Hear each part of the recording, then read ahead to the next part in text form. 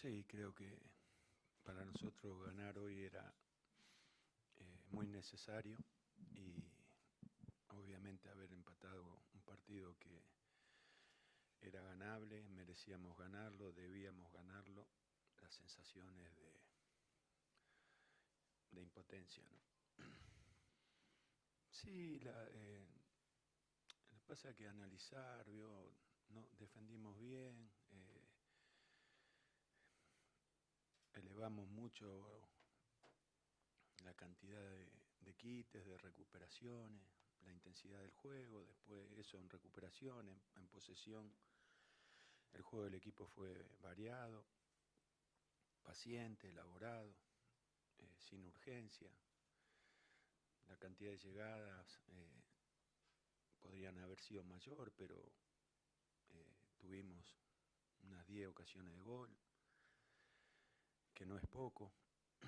Entonces, toda esa construcción reclama un final diferente al que se dio hoy. Estuvo en contacto con el arco,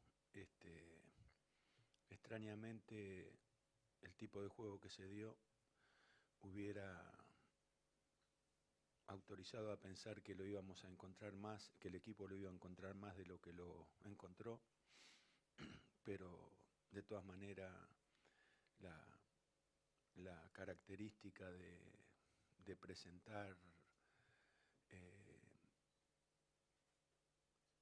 de vincularse con el gol, con la financiación de las jugadas, con el último toque, estuvo vigente, presente.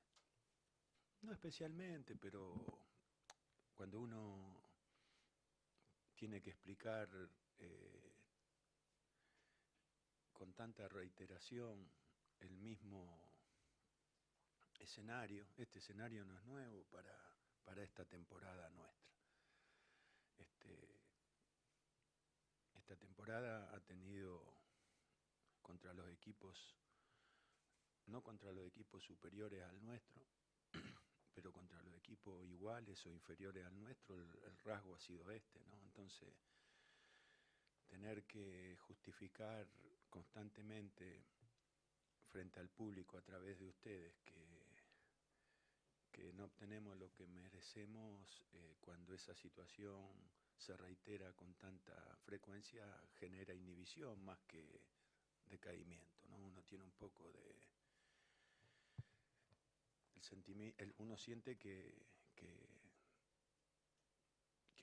hay que justificar que no se logró lo que se perseguía y